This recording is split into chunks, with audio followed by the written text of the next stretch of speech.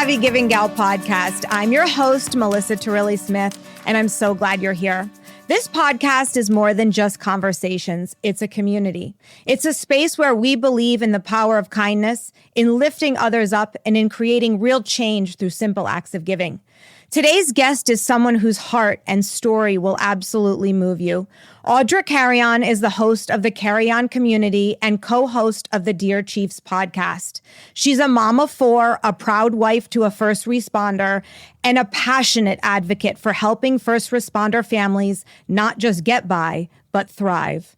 Audra is also on a mission to help others use their voice on social media with purpose, passion, and authenticity. Her story is powerful, her insights are heartfelt, and the work she's doing is creating real impact in communities across the country. Audra, welcome to the podcast. Thank you for having me. And that is the most beautiful intro ever. So thank you. Oh, well, you have earned every word of it. And I'm so thrilled to have this conversation with you today. You have a very successful podcast that you co-host called Dear Chiefs. Can you start by sharing what it's about? Yeah.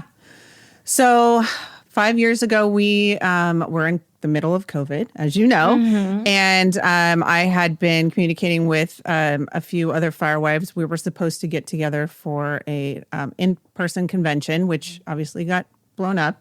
And so we were kind of toying with like going back and forth about what we were going to be, you know, how we were going to kind of continue it even through COVID. And I was like, let's do a podcast.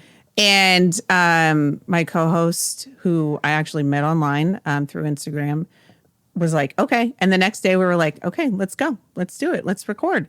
And it really came about just because we had been kind of searching for that community that we wish we had when we first got married, when we first got into the first responder world. And the podcast just seemed to be like the perfect connection for building that community. And then it's been a lot of work, but it's completely necessary. And it's really, really exciting to see and to hear just the feedback that we get from everyone about just how they wish they had it when they, you know, were younger. And now that we're building the new communities, they are just like, oh my gosh, where was this 5 years ago when my husband started or when my partner started?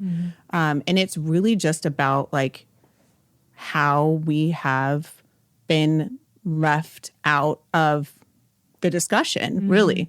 And I don't think a lot of people realize how important families are to first responders. I mean, families are important regardless, right? But in the first responder community, we as the spouse take on so much. We call ourselves the default parent because our spouses are gone 80% of the time, right? So we joke about how like when my husband is done with his career, he'll have missed 7 years of our life. That's a lot. Yeah. My life, our kids' life, and all the things that come with that. And it's not talked about very often. And so we really wanted to bring that to light. So that was where it started.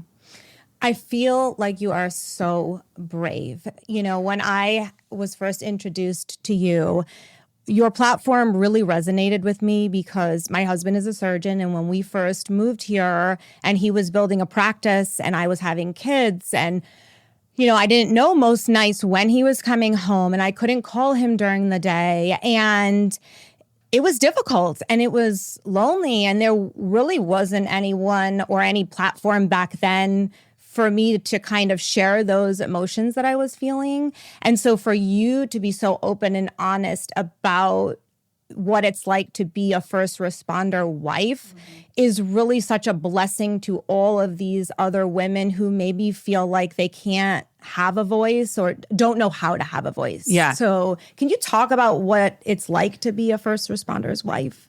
Oh, I don't even know where to start.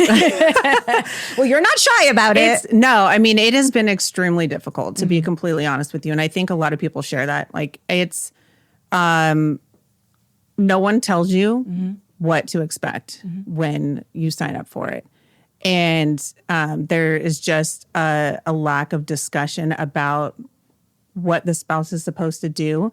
And especially now, even, 5 years into this podcast where it's been like, now we know more about PTSD. Now we know more about cancer. Now we know, more about just the cause and effect of being a first responder. But we don't know about the spouse, right? We don't know what the spouse is going through when the husband comes home or when the partner comes home with PTSD and how to deal with that, or what signs to look for when he's struggling or when they're struggling, or, what to do if they have symptoms, like if they have this cough, all of those things never discussed. And so it's really about just like ripping the Band-Aid off and just totally just blasting it all open. I mean, what do you have to lose, right? Like, I'm going to share my story and people are going to either resonate with it or they're not. But if I'm not completely truthful and transparent, then there's no point, So that's kind of where my co-host and I, we completely align and like, look, it's ugly sometimes, but we have to show the ugly because then you can see the good sides, right? And the balance that it takes. But it's definitely challenging. Every marriage is challenging. Every relationship is challenging. But with a first responder, it's really, like you said, very lonely sometimes. And if you don't have that community around you, supporting you and helping you, it can be awful for the spouse too, right? So I've definitely had some challenges. When my husband started, I was pregnant with our second, his third, and I had just gotten laid off. And so now it was all of a sudden I was the stay-at-home mom, which I actually ended up being a stay-at-home mom for 9 years, and I absolutely loved it. But I didn't realize everything I had to take on. And I did not realize how much he was going to be gone. I had no idea. And I was very lucky. I had, relatives close by, and I had a good group of friends that was very helpful. But there are so many people out there that don't have that. Yeah. And it is so hard. And so even if, they have that community online, it's still very helpful to them. And it's relatable when we're sharing stories and they go, oh my God, I've felt that too. That's the connection that we're looking for, really, is like, oh, wait, I'm not alone. There is somebody out there that understands me. Even if they're not in front of my face, it still makes me feel valued, understood, and it helps. And that is all we want to do, is really just help as many people as we can.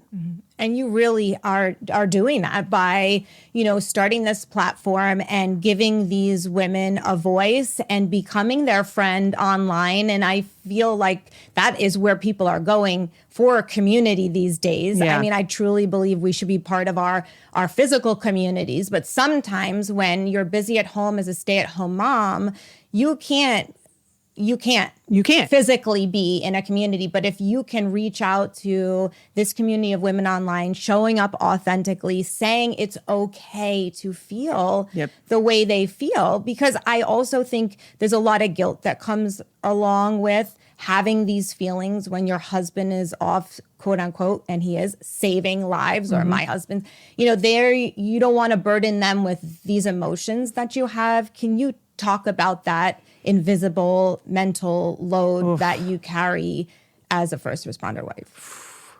Gosh, it's a lot. Yeah. It's a lot. You internalize a lot of stuff, right? And you think like, oh, this isn't important. We don't need to talk about it. And then you don't realize how much you are screwing up the communication with your spouse, really, because you're like, he's got so much going on. He's so busy. He's out there, working for the public and, all these things. My stuff isn't important, but that's not true. Our stuff is just as important. It might not be, I didn't run into a burning building today, but you missed the kid taking their first step and you missed the joy on my face, and we missed the connection. And that is just like indescribable, and it can be very isolating and it can be very depressing. I mean, to be completely honest with you. And there were times when when the kids were younger and I was like, I don't want to do this. I need a husband that's home every day. Like I just can't. And it took a lot of like really searching into myself and my soul to be like, wait a minute, I can do this. And I can also share with him how I'm feeling. And that doesn't mean that I value him any less or that I value his career any less. It just means that like I am allowed to have feelings and we're allowed to talk about those feelings.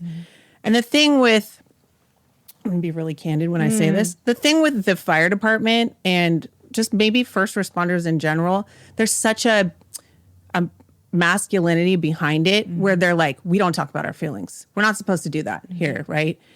And it kind of trickles into the house too, where it's like, why are we talking about this? We don't need to. Like, but that's not true. Like, we're allowed to have these discussions and we should be having these discussions. And around the firehouse table, they should be having these discussions too. What's going on at home? How's your wife? How's your partner? How are your kids? Because you need to know that human that you're working with every day, it's going to make a difference. It's going to make a huge difference. You have to trust them as much as you trust me, right? Because that's your family at work. You have your family at home. I need to trust the people you work with, and you need to trust me. Right. And I mean, there's a lot of antiquated, I think, stuff that's happening in first responder world that we're really trying to get that stigma to go away. And it's like, yeah, their job is very hard, but my job is not any less. I still, I work now. I stayed home with the kids for a really long time, but raising children is extremely difficult. Yes. Especially when you're by yourself a lot of the time. Yes. And finding ways to like integrate your partner into the home and really just like embrace just family life is just, it's a lot, man. It is a lot. Yeah. I stayed home with my kids as well for 14 years and now I'm working. And so, I think when you are home, there is a sense of loneliness. And I do think that they are trained to not talk about it and they're trained to disassociate their emotions so that they can go and be completely fully present for the people that they're helping. Because that's their whole job is to help other people and to make sure other people are safe and healthy. And so I hope and pray for families who are just starting this journey that they do change that training, because it would be really helpful to physicians, surgeons, first responder, firefighters, but these people who have these jobs that they're responsible to other human beings, but they're also responsible to their families, at the same time. I'm so excited to share today's sponsor, Vitality Bowls. Not only is it our go-to restaurant for clean, allergy-free acai bowls, smoothies, wraps, salads, paninis, and more, all made with organic granola and organic acai, but it's also an incredible franchise opportunity. With over 70 locations nationwide, Vitality Bowls offers entrepreneurs a chance to own a business that prioritizes health, quality, and community impact. Plus, Vitality Bowls is giving my listeners an exclusive discount of $1,000 off the initial franchise fee. Just email franchise@vitalitybowls.com and mention the Savvy Giving Gal podcast for more details. We talked about how authentically you show up online. How does your husband feel about this platform that you've built and the brutal honesty that you share with the whole world about your life? My husband is amazing. I have to say, like, he's the biggest champion of me ever. He's actually so adorable. I don't really talk about the podcast too often, but when we're out in public, he's like, my wife has a podcast. Oh, I love that so much. Actually, I love that so much. And it's so cute. He's always very much just like, babe, just tell your truth. Like, it doesn't matter if people have an opinion about it. That's your story to tell. And he is, he's funny. He is always just like, if they get mad, screw it. Who cares? He says another word, but I'll say screw it today. Thank you. But that's fine. You can use any word you like. But he is, there's been some controversial things on the podcast, and occasionally he'll get some crap for it at work. But for the most part, he gets a lot of thank yous. Like, thank your wife for bringing this up. Thanks for talking about this. Like, there's so much stuff that we've covered on the podcast and stuff people never would have even thought about. And so he's always just like, this is great. This is great. I love it all. Like, super supportive. I love to hear that. I really do. How do you deal with, though, the negativity that you may get online? Being online opens yourself up to people who are really nasty and are really mean, just downright mean. Yeah. And so how have you been able to navigate that? Some would say not well. No. No. There's definitely been some like turning points where I've been like, I need to take a break.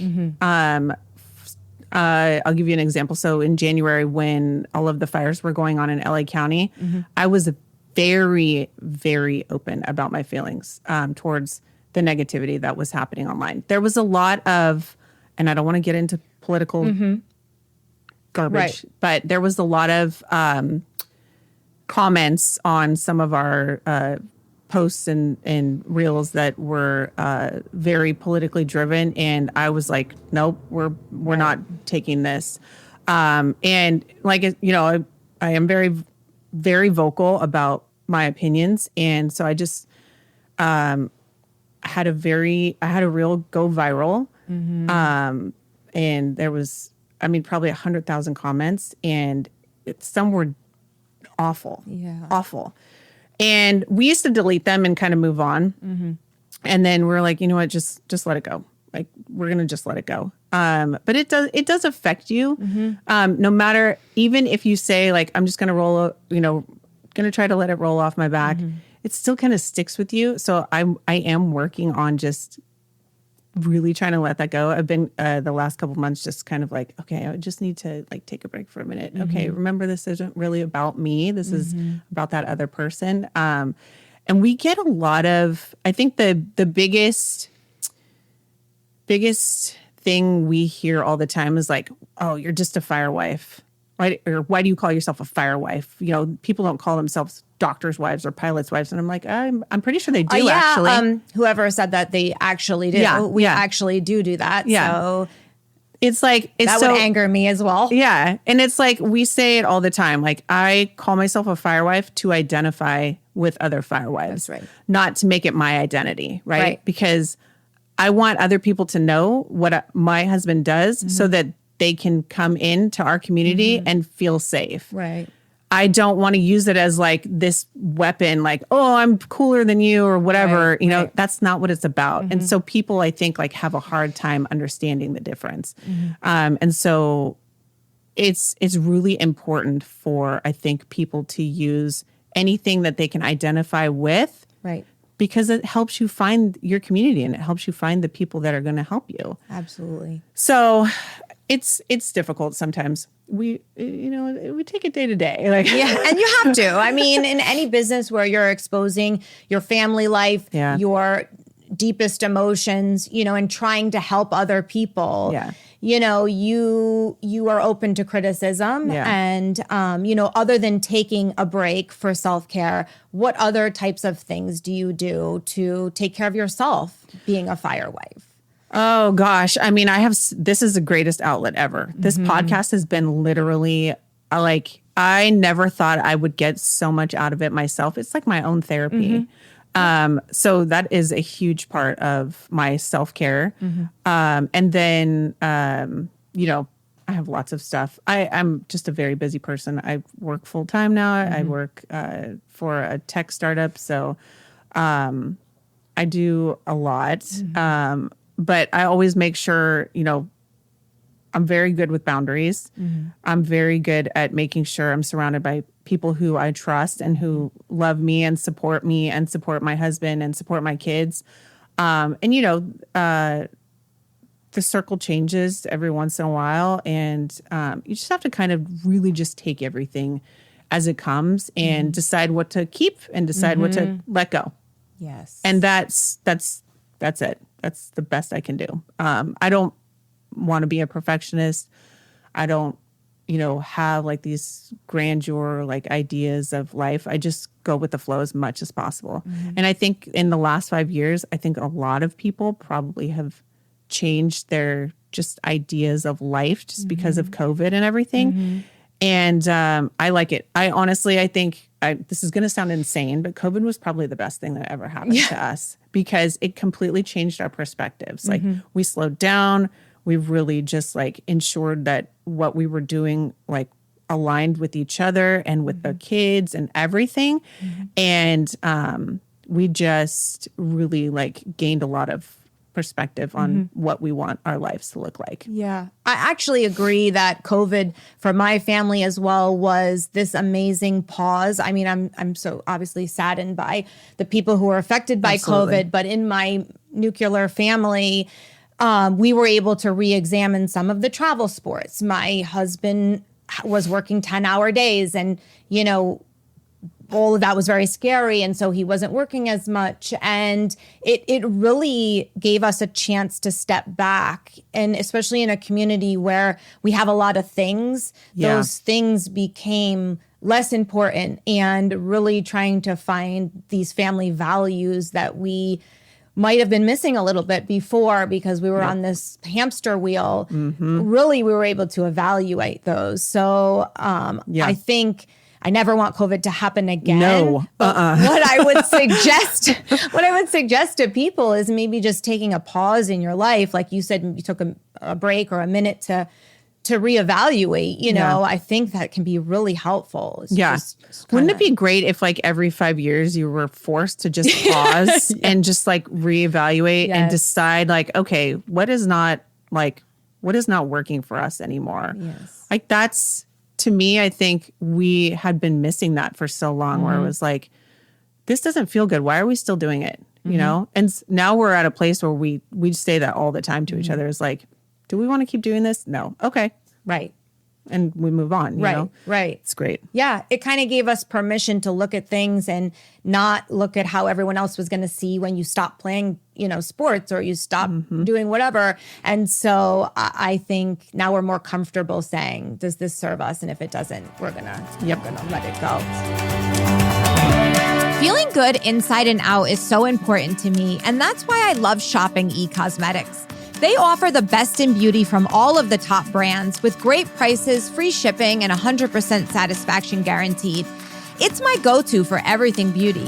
Head over to ecosmetics.com and use my code SAVVY25, that's SAVVY25 at checkout to get 25% off your purchase.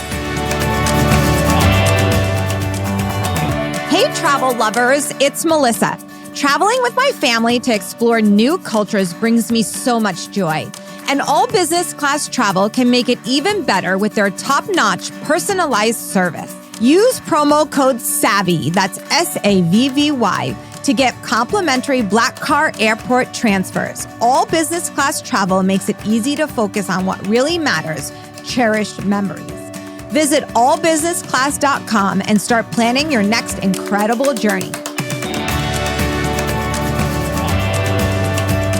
You've built this Dear Chiefs community, and now you have a new community that you're building called the Carrion Community or Carrion Collective. Can you speak to that?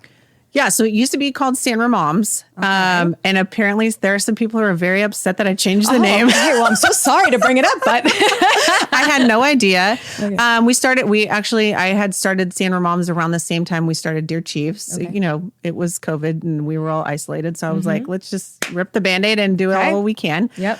Last year I changed the name to the Carrion Community. It's part of the Carrion Collective now. Which we still haven't exactly established a vision of where that business is going to go yet, but I have some ideas. Stay tuned. Okay. But really the Carry-On Community is just about literally just bringing the community together. During COVID, obviously, there was a huge need to get as much information out as possible. And the big thing for me was like, I don't want these small businesses to die because this is literally what our community thrives on Yes. is all of these boutique businesses, all of these small, little entities. Those are the ones that live and breathe in our community and are the most important to our neighbors. And so it was a friend of mine who is a real estate agent. She moved away a couple of years ago. We started it because we really, we see Danville has like an interesting community. You guys, it's a small town, so it's a different feel than San Ramon and like Dublin and Pleasanton. And we kind of saw like, do you see what Danville's doing? Look at that. We need to do that too. Like we need to echo what's happening over there. They're keeping their storefronts alive. They're keeping their restaurants alive. How can we do that at a grander scale, like across the Tri-Valley? And so we came up with San Ramon's, now the Carrion community. Sorry for anybody who's offended. And it was just a way to, it's very simple marketing. It's reposting. It's sharing where we go in the community. It's where we shop, what boutiques we're buying clothes from. Not the big stores, right? The little ones, the heart and soul. Exactly. Yes. The ones that live here. Yes. Those are the most important ones. And it's been great. It's nice to be able to just spread the word about something for a small business or, a cookie maker who only has 100 followers and we share it to 5,000 people.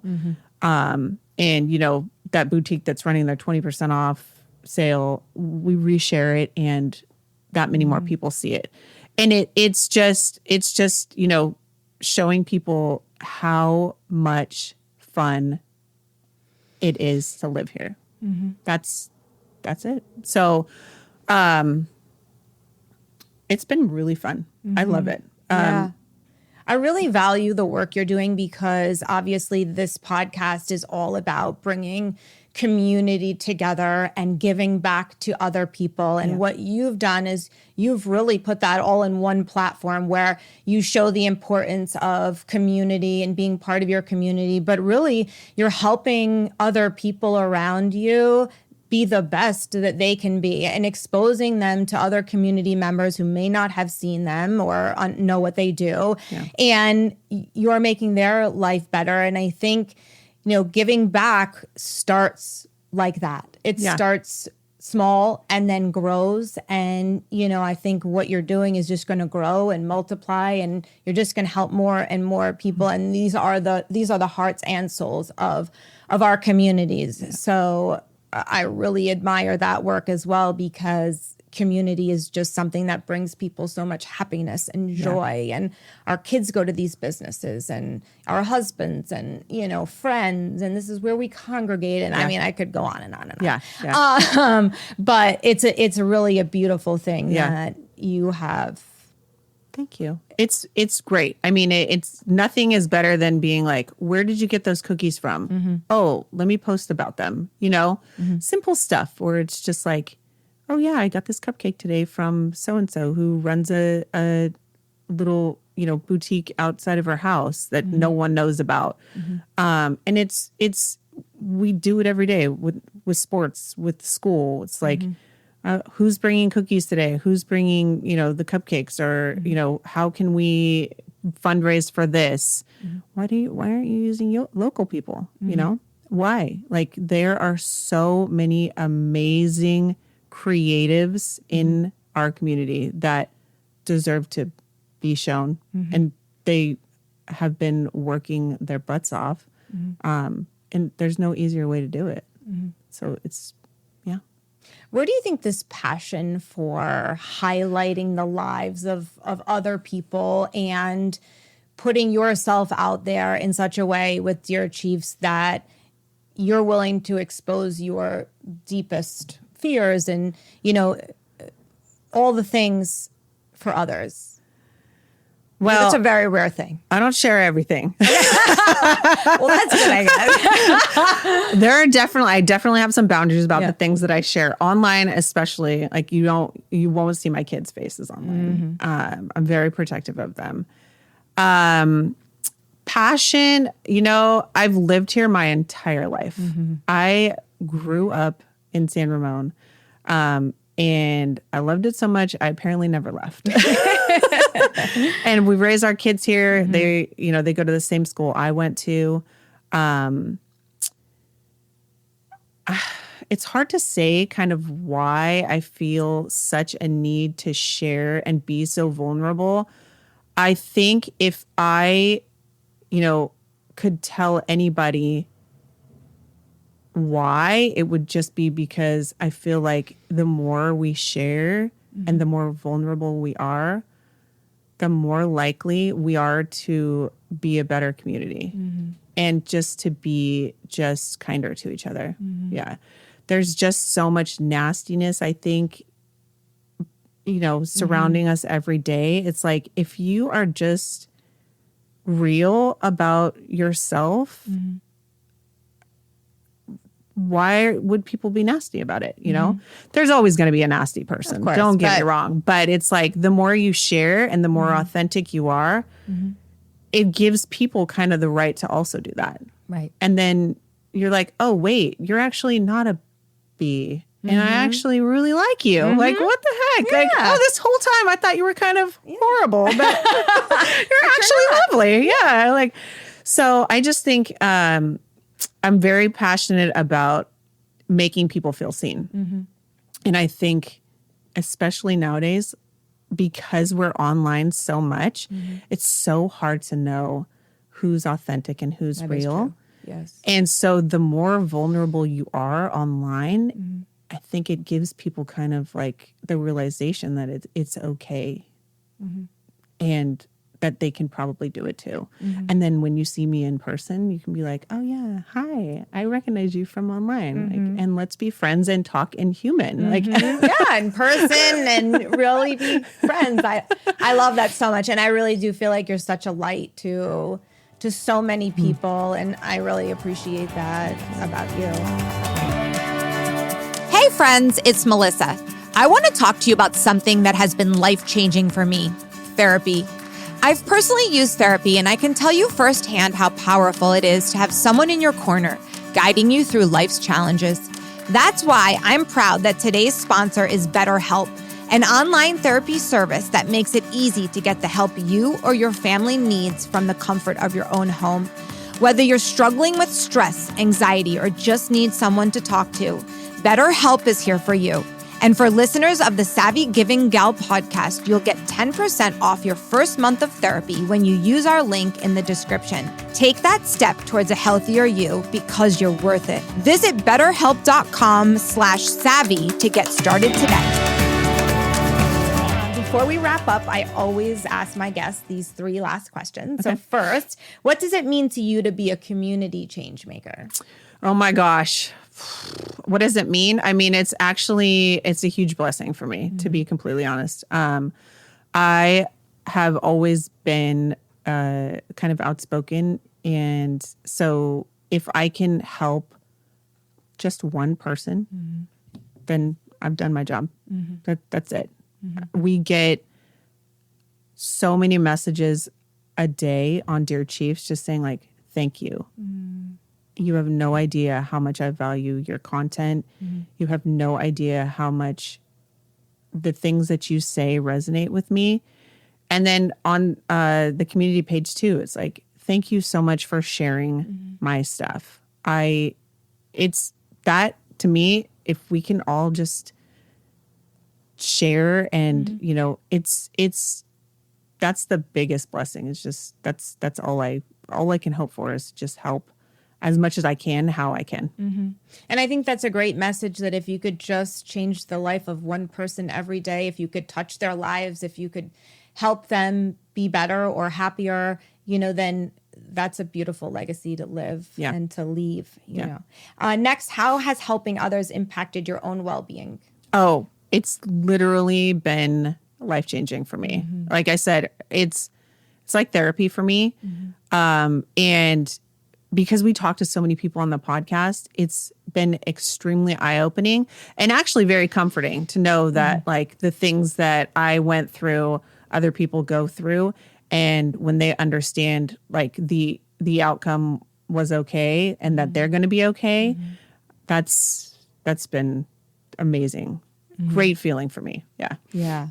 what a comfort to somebody else, and I can appreciate that because I would have loved to have that type of community when I was a young mom at home. In my situation. So hard. It's so hard. And so I just hope everyone realizes that we all struggle. Yeah. We all struggle, but there's a light at the end of the tunnel. And there are people like you online and in communities that want to help them and want to be there for them. Finally, can you share one simple act of kindness that our listeners can weave into their everyday lives?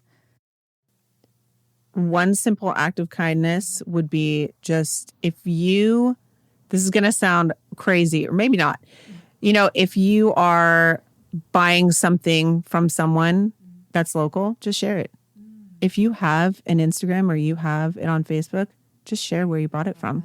That's it. Yeah, that's a great one. Can you share where our listeners can find you and the podcasts? Oh my gosh, we're everywhere. So we're on Dear Chiefs is on like every listening streaming platform out there. We're on dearchiefs.com. We are on Spotify. We're on Instagram at Dear Chiefs Podcast. And then you can find the community page, Carrion Community, CARRYON Community. Where else? Gosh, we have a website. I mean, we're all over the place. Like, I don't know where you can't find us at this point. You probably just Google my name and it'll pull up some random stuff that I probably should check and make sure it's okay. Well, I'm just feeling like so immensely grateful that you came and you share your story so openly and open-heartedly with me today. I actually just want to leave the listeners with one final thought. And I just want you all to know that you're not alone and that there's strength in community and healing in being honest and power in showing up for others and for ourselves. So Audra is offering 15% off her Fire Wife's guidebook called Dear Chiefs, We Need to Talk, exclusively for the Savvy Giving Gal listeners. You can use the code SAVVY at checkout, and I'll put details in the show notes. Audra, thank you so much for being here today. This was so fun. Thank you. So fun. Coming to fill up my cup. Thank you for listening to the show. I hope it sparks a desire in you to dedicate even a small slice of your life to uplifting others. Don't forget to subscribe wherever you listen to your podcasts. Follow me on Instagram at Savvy Giving Gal. You can also visit my website at savvygivinggal.com. Let's spread positivity together.